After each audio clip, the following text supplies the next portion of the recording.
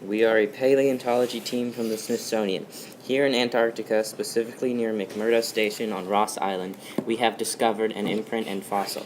This is an amazing discovery given that this particular specimen has never been discovered before and is perhaps the closest living ancestor of the Komodo dragon. Our team has found this fossil near Wright Valley and Don Juan Pond. This is the approximate area where Varanus komodoensis venenosus phylaticus once lived. The fossil is a bit worn down, showing the forearm of the creature and its fingerlings. We think this fossil is at least 50 million years old. At that time, the Earth was quite warm with an average temperature of about 86 degrees Fahrenheit. When this creature roamed the Earth, Antarctica and the Oceania area, including Rinca, were connected. When Australia and Oceania started to drift away, the creature we found remained in Antarctica, whereas other reptiles moved onto Rinca Flores and the Indonesia area and eventually evolved into present-day Komodo dragons.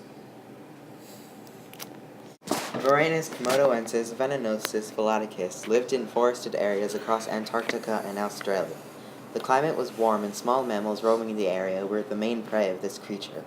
The creature we discovered here in Antarctica was most likely a 12 to 15 foot long reptile with wing flaps.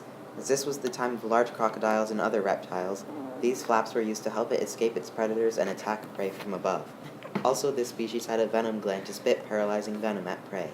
It adapted to live in the huge trees in this environment. It glides down from the trees and uses the venom to help paralyze prey as it attacks from above. This Komodo dragon-like reptile adapted a venom gland because the small mammals moved quickly. This new animal is probably one of the closest living reptiles to the Komodo dragon. The Komodo dragon ancestors were the group of reptiles on Australia when the continent split apart. The Varanus komodensis venosus phylaticus that were on Australia evolved and adapted into the present-day Komodo's lifestyle. These changes include becoming slightly smaller and the gradual but eventual disappearance of the wing flaps.